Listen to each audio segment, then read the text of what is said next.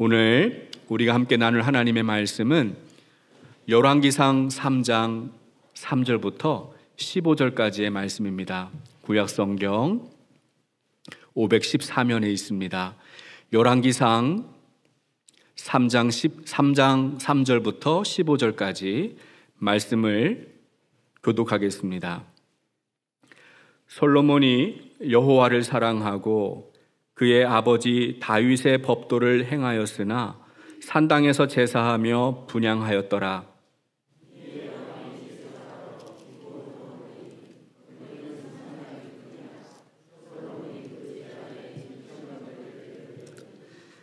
기브온에서 밤에 여호와께서 솔로몬의 꿈에 나타나시니라.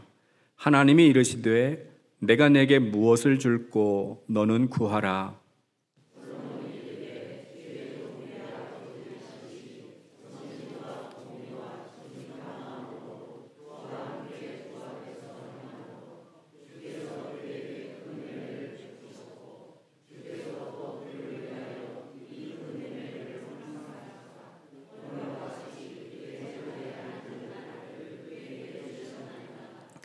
나의 하나님 여호와여, 주께서 종으로 종의 아버지 다윗을 대신하여 왕이 되게 하셨사오나 종은 작은 아이라 출입할 줄을 알지 못하고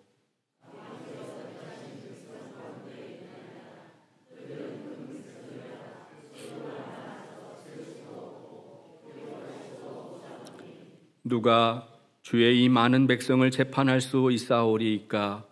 듣는 마음을 종에게 주사 주의 백성을 재판하여 선악을 분별하게 하옵소서.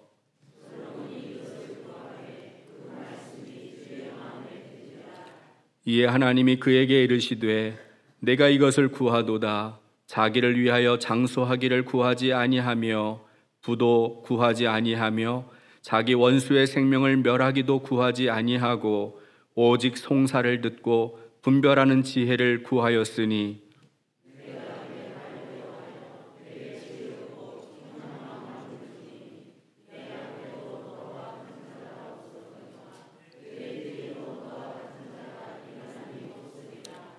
내가 또 내게 구하지 아니한 부귀와 영광도 내게 주노니 내 평생의 왕들 중에 너와 같은 자가 없을 것이라.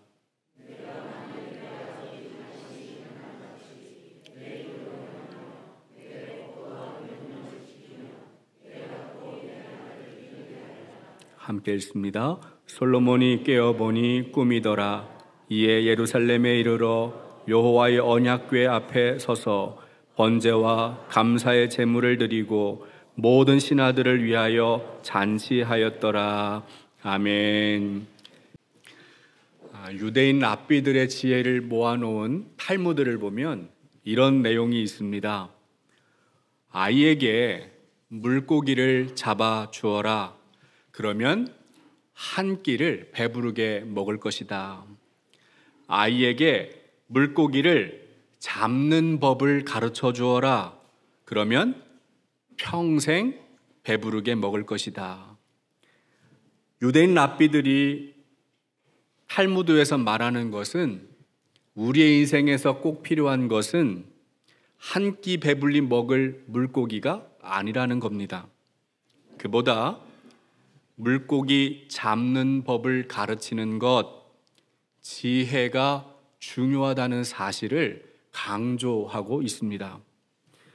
여러분, 지혜가 무엇입니까?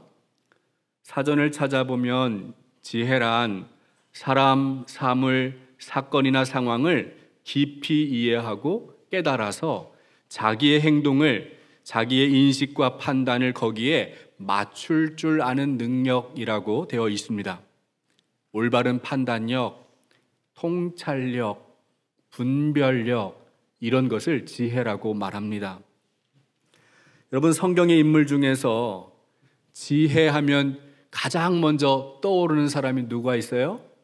솔로몬이죠. 맞습니다. 그는 지혜의 대명사입니다. 솔로몬은 세상에서 가장 지혜로운 사람이었습니다. 지혜의 책이라고 알려져 있는 잠언이나 전도서를 쓴 사람이 솔로몬입니다. 성경에는 솔로몬과 같이 지혜를 가진 사람은 이전에도 없었고 그 후에도 없었다라고 기록하고 있습니다. 전무후무한 사람, 지혜의 사람이 솔로몬입니다. 그런데 솔로몬의 인생 전체를 다 살펴보면 솔로몬이 지혜로 얼마나 지혜로운 인생을 살았는지 의문이 듭니다. 혹시 솔로몬에게 지혜보다 훨씬 더 중요한 것이 필요하지는 않았을까 생각을 하게 됩니다. 왜냐하면 솔로몬은 인생에서 최후의 승리자가 아니었습니다. 솔로몬은 지혜도 있었습니다. 더불어 부귀와 영광도 가졌습니다. 그러나 자신이 가지고 있는 그 지혜로 부귀 영화를 끝까지 지키지 못했습니다. 여러분, 솔로몬에게 지혜보다 더 필요한 것, 더 중요한 것은 무엇일까요?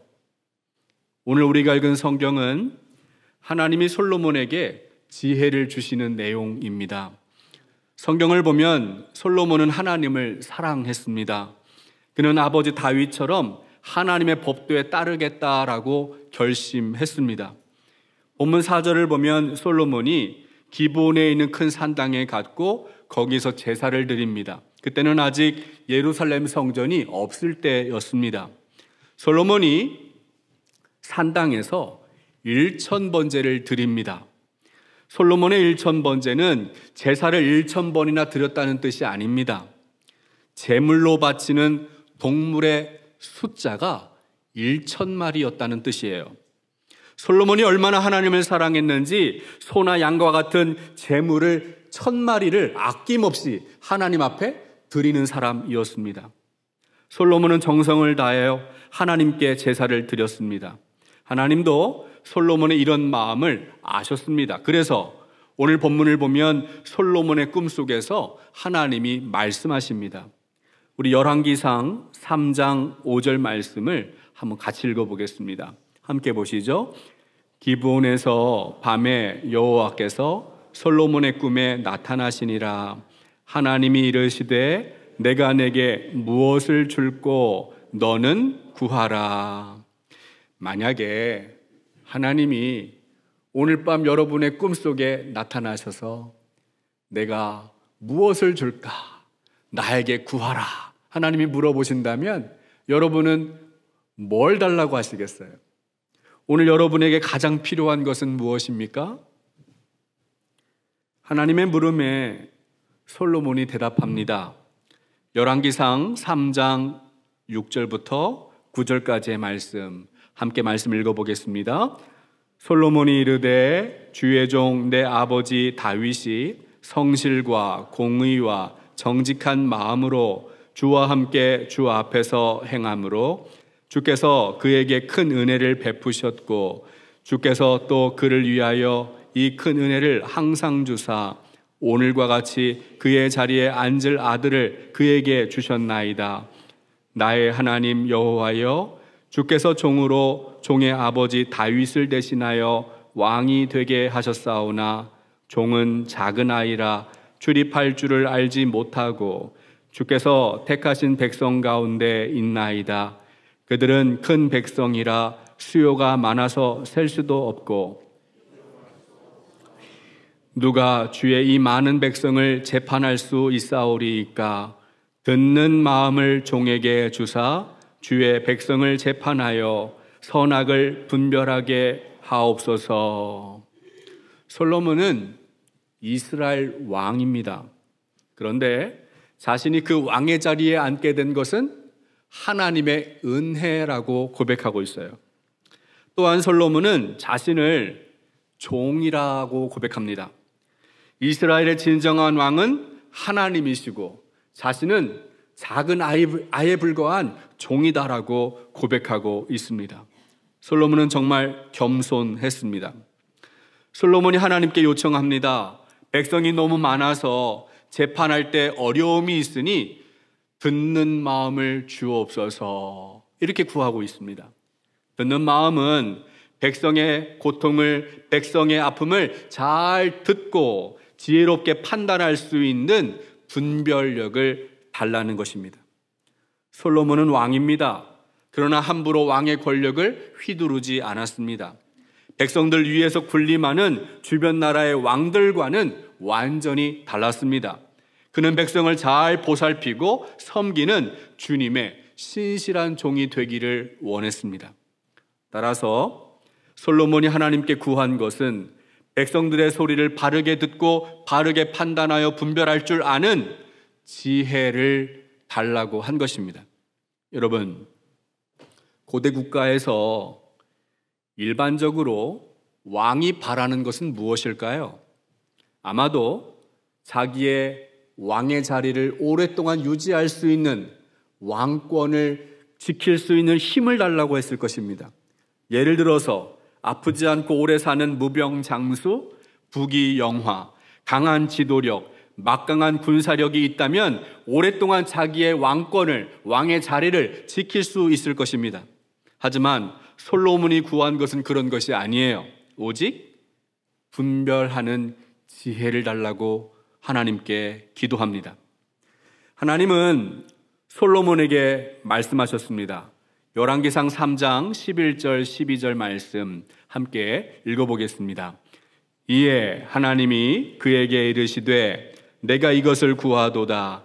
자기를 위하여 장수하기를 구하지 아니하며 부도 구하지 아니하며 자기 원수의 생명을 멸하기도 구하지 아니하고 오직 송사를 듣고 분별하는 지혜를 구하였으니 내가 내 말대로 하여 내게 지혜롭고 총명한 마음을 주노니 내 앞에도 너와 같은 자가 없거니와 내 뒤에도 너와 같은 자가 일어남이 없으리라.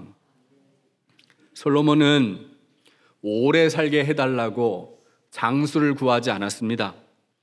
세상에 살면서 많은 것 좀 누려보게 해달라고 부를 구하지도 않았어요. 원수의 생명을 한 번에 멸할 수 있는 강한 힘을 요구한 것도 아니에요. 여러분, 고대 국가의 왕들의 소망은 바로 이런 것들이었어요. 장수, 부, 원수의 생명을 멸하는 강한 힘, 이런 것들을 가지면 세상의 모든 근심, 걱정, 염려가 사라지고 인생을 거침없이 살 수 있다라고 사람들은 생각합니다. 그런데 솔로몬은 오직 분별하는 지혜를 구했습니다. 하나님은 솔로몬의 기도가 마음에 들었습니다. 하나님은 솔로몬에게 지혜도 주시고 거기에 부귀와 영광도 덤으로 주셨어요.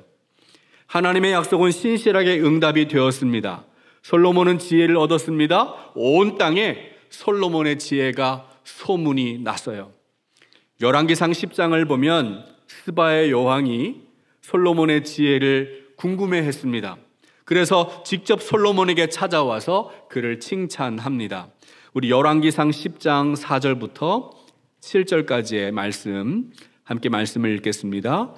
스바의 여왕이 솔로몬의 모든 지혜와 그 건축한 왕궁과 그 상의 식물과 그의 신하들의 좌석과 그의 시종들이 시집한 것과 그들의 관복과 술 관원들과 여호와의 성전에 올라가는 층계를 보고 크게 감동되어 왕께 말하되 내가 내 나라에서 당신의 행위와 당신의 지혜에 대하여 들은 소문이 사실이로다. 내가 그 말들을 믿지 아니하였더니 친히 본즉 내게 말한 것은 절반도 못되니 당신의 지혜와 복이 내가 들은 소문보다 더하도다. 스바의 여왕이 솔로몬의 지혜를 직접 눈으로 보고 감탄하는 거예요.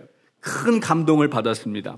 그래서 여왕이 엄청난 금과 향품과 보석을 솔로몬에게 주었습니다.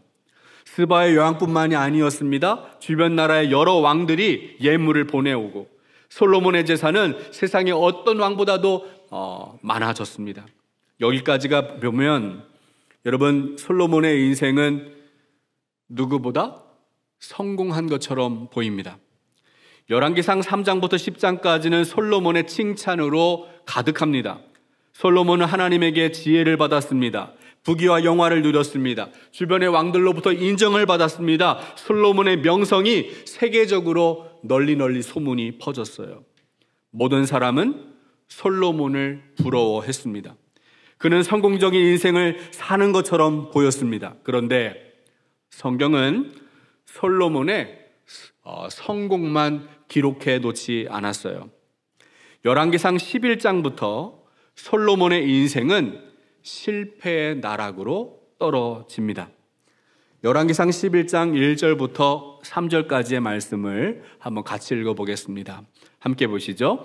솔로몬 왕이 바로의 딸 외에 이방의 많은 여인을 사랑하였으니 곧 모압과 암몬과 에돔과 시돈과 헷 여인이라. 여호와께서 일찍이 이 여러 백성에 대하여 이스라엘 자손에게 말씀하시기를 그들과 서로 통혼하지 말며 그들도 너희와 서로 통혼하게 하지 말라.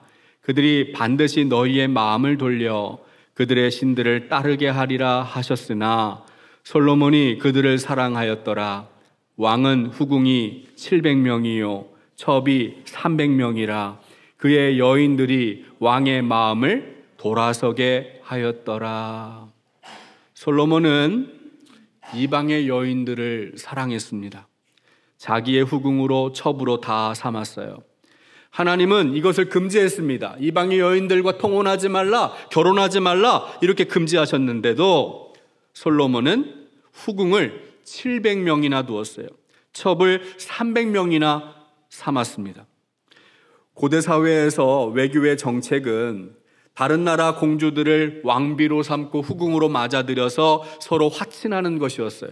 하지만 솔로몬은 너무 많은 여자들을 자기의 것으로 삼았습니다. 더 심각한 문제는 이방 나라에서 온 여자들이 아스다롯, 밀곰, 그모스, 몰록과 같은 우상을 섬기는 여자들이었다는 것이에요. 솔로몬도 그 이방 여자들과 함께 살면서 그런 우상들에게 분향하고 제사했습니다. 결국 솔로몬은 하나님을 배신하고 우상 숭배에 빠졌습니다. 열왕기상 11장 9절부터 11절까지의 말씀을 한번 같이 보겠습니다. 함께 보시죠. 솔로몬이 마음을 돌려 이스라엘의 하나님 여호와를 떠남으로 여호와께서 그에게 진노하시니라. 여호와께서 일찍이 2번이나 그에게 나타나시고 이 일에 대하여 명령하사 다른 신을 따르지 말라 하셨으나 그가 여호와의 명령을 지키지 않았으므로 여호와께서 솔로몬에게 말씀하시되 내게 이러한 일이 있었고 또 내가 내 언약과 내가 내게 명령한 법도를 지키지 아니하였으니 내가 반드시 이 나라를 내게서 빼앗아 내 신하에게 주리라. 여러분, 세상에서 가장 성공한 것처럼 보였던 솔로몬, 이제 그는 실패의 주인공이 되었어요.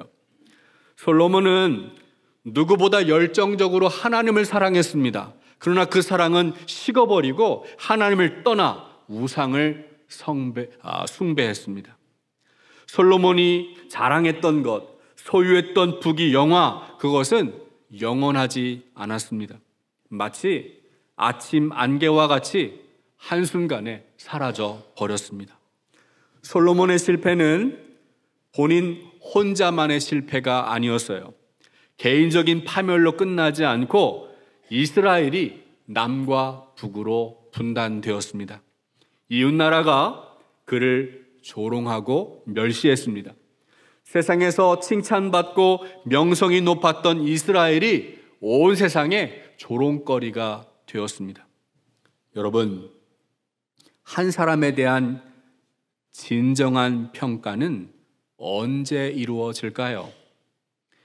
지금 내가 얼마나 중요한 위치에 있는가?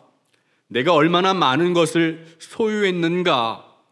여러분, 이런 것은 세상이 사람을 평가하는 방식입니다. 그러나 정말 중요한 것이 무엇입니까? 훗날 하나님 앞에 섰을 때 어떤 모습으로 서게 될 것인가? 이것이 중요합니다. 솔로몬은 하나님이 주신 지혜를 얻었습니다. 세상의 부귀영화를 누렸습니다. 하나님의 은혜입니다. 하나님의 그 은혜로 하나님을 더 신실하게 섬겨야 했습니다. 그러나 그는 하나님을 멀리 떠나 우상을 숭배했어요. 여러분, 솔로몬의 인생이 우리에게 가르쳐주는 교훈이 무엇입니까? 신앙은 지금 눈앞에 보이는 복을 내가 얼마나 많이 누리고 있는가에 따라 결정되는 것이 아니에요. 세상에서 복을 많이 받으면 신앙이 더 좋아지는 것이 아닙니다. 오히려 지혜가 부족한다 할지라도, 이 땅에서 부귀영화를 다 누리지 못한다 할지라도, 그러나 그 낮은 곳에서도 하나님을 의지하는 좋은 믿음을 가질 수 있습니다. 여러분, 솔로몬이 누리는 부귀영화를 부러워하는 인생이 아니라 지금 내가 서 있는 이 자리에서 하나님을 향한 신실한 믿음을 가지고 있는 것이 큰 축복임을 기억하시기를 바랍니다. 솔로몬의 모든 영광은 잠깐 누리고 지나가는 것에 불과했습니다. 전도서를 보면 솔로몬이 고백합니다. 전도서 1장 1절과 2절의 말씀 함께 읽겠습니다. 다윗의 아들 예루살렘 왕 전도자의 말씀이라. 전도자가 이르되 헛되고 헛되며 헛되고 헛되니 모든 것이 헛되도다. 솔로몬이 세상의 지혜를 가졌어요. 모든 부귀영화를 다 소유했습니다. 그런데 솔로몬이 지금 뭐라고 이야기합니까? 헛되고 헛되다. 모든 것이 헛되다라고 이야기해요. 여러분, 솔로몬이 이렇게 말하는 이유가 무엇일까요? 그가 가져보았던 것, 그가 누려보았던 것이 영원하지 않음을 깨달았기 때문입니다. 예수님은 말씀하십니다. 마태복음 6장 28절 29절의 말씀, 함께 말씀을 읽겠습니다. 또 너희가 어찌 의복을 위하여 염려하느냐? 들의 백합화가 어떻게 자라는가 생각하여 보라. 수고도 아니하고 길쌈도 아니하느니라. 그러나 내가 너희에게 말하노니 솔로몬의 모든 영광으로도 입은 것이 이 꽃 하나만 같지 못하느니라. 여러분, 솔로몬의 그 찬란한 영광을 어떻게 그 들에 핀 백합화와 비교할 수 있겠어요? 하지만 인생이 무엇인지 아는 사람, 인생을 꿰뚫어 볼 줄 아는 사람은 그 솔로몬의 영광이 얼마나 부질없는 것인가 알 수 있다는 거예요. 따라서 예수님 말씀하셨습니다. 마태복음 16장 26절의 말씀 함께 읽습니다. 사람이 만일 온 천하를 얻고도 제 목숨을 잃으면 무엇이 유익하리요? 사람이 무엇을 주고 제 목숨과 바꾸겠느냐?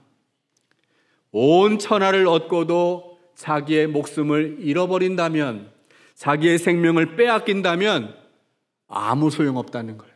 의미 없다는 것이죠. 여러분에게 다시 묻고 싶습니다. 만약에 오늘 하나님이 여러분에게 나타나셔서 내가 내게 무엇을 줄까? 너는 구하라 말씀하신다면 여러분은 무엇을 달라고 요구하시겠어요? 아마 각자 여러분이 생각하는 그것이 있겠죠. 다 자유입니다. 그러나 여러분에게 꼭 부탁하고 싶습니다. 우리 목포중앙교회 성도들은 하나님 앞에 서는 그날까지 변치 않는 신실한 믿음을 하나님 앞에 달라고 요구하시기를 바랍니다. 선지자 하박국과 바울이 고백한 것처럼 의인은 믿음으로 사는 것입니다. 지혜는 부귀와 영광을 영원히 지킬 수가 없어요. 부귀와 영화를 다 가져도 영원한 생명을 얻을 수 없습니다. 그러나 신실한 믿음은 영원한 생명을 얻게 되는 거예요. 오늘도 변함없는 신실한 믿음으로 하나님 앞에 살아가는 여러분이 되시기를 주님의 이름으로 축복합니다. 하나님 아버지, 솔로몬이 세상에서 지혜를 얻고 모든 부귀영화를 다 누렸어도 결국 하나님을 멀리 떠나 실패자가 되는 것을 보았습니다. 우리의 인생이 잠깐 누리는 복을 부러워하고 거기에 마음과 생각을 빼앗기지 않도록 지켜주시고 무엇과도 바꿀 수 없는 영원한 생명을 바라보게 하여 주옵소서. 우리가 주님 앞에 서는 그날까지 변함없는 신실한 믿음으로 견고하게 세워질 수 있도록 주님께서 붙들어 주시고 인도하여 주옵소서. 이제는 우리 주 예수 그리스도의 크신 은혜와 하나님의 놀라우신 사랑과 성령의 감화, 감동, 역사하심이 주님 앞에 서는 그날까지 오직 믿음으로 살기로 결단하는 중앙성결교회 모든 성도 위에 지금부터 영원토록 함께 하시기를 간절히 축원하옵나이다. 아멘.